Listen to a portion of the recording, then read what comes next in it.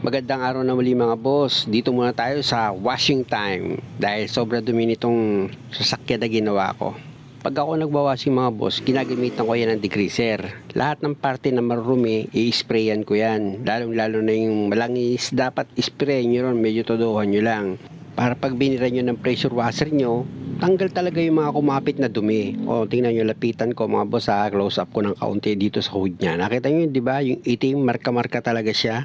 Matatanggal yan mga boss, puputi yan. Tanggalan dumi yan dito sa degreaser na ginagamit ko.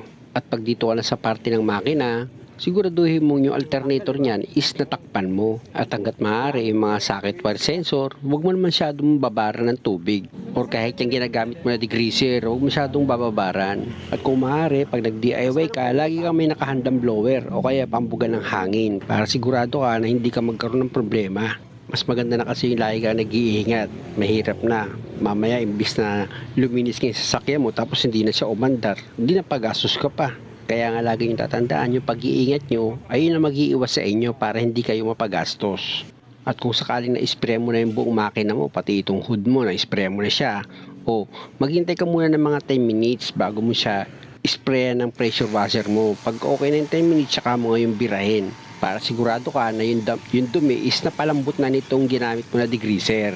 At uulitin ko mga boss, yung mga socket wire, huwag mong masyadong tututukan ng pressure washer mo. May possible kasing masira yon o kaya bumitaw siya sa pagkakakapit. Kasi nga karamihan dyan, plastic lang.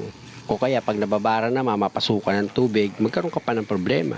Kasi pag nadaanan naman yan ng pressure washer mo, tapos nabasa naman ng degreaser mo yon, malilinis din kaagad yun eh. Matatanggal kaagad yung kumapit na dumi dun pag tinamaan mo siya ng pressure washer mo eh. Hindi mo na kailangan talaga yung matagal mo siyang babara. Hindi na kailangan. Basta pag na-spray mo isang beses o daanan mo siya ulit, ganun, okay lang siyang balikan mo ng 3 beses, okay lang yun. Wag lang yung nakatutok ka ng matagal. Pwede na kasing sa tagal ng pagtutok mo, papasukan na yun ng tubig. At yun ay magiging dahilan, kaya ayaw na niyang umistart.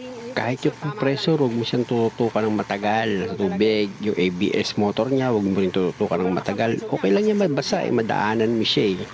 Lalo na yung mga auxiliary pan mo, okay lang yung madaanan, mabasa. Basta wag mo lang masyadong tatagalan yung pagkakatutok mo ng pang-spray mo ng tubig para hindi magkaroon ng problema sa mga parts na tatamaan.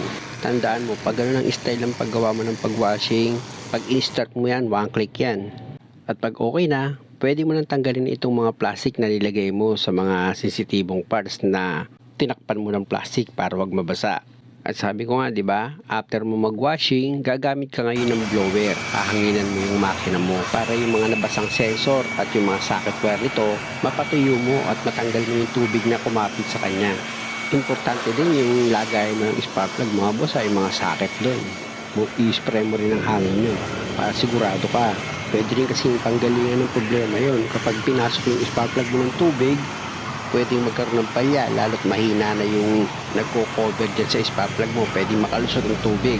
Lalo na kung gumagamit ka high tension wire, naku, lusot na lusot yun. Kaya importante na dapat hanginan mo talaga after mo mag-washing.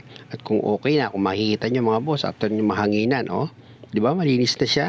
Simpleng washing lang yan. Kumbaga, hapyaw lang yan mga boss, hindi na masyadong pinatatagal pa.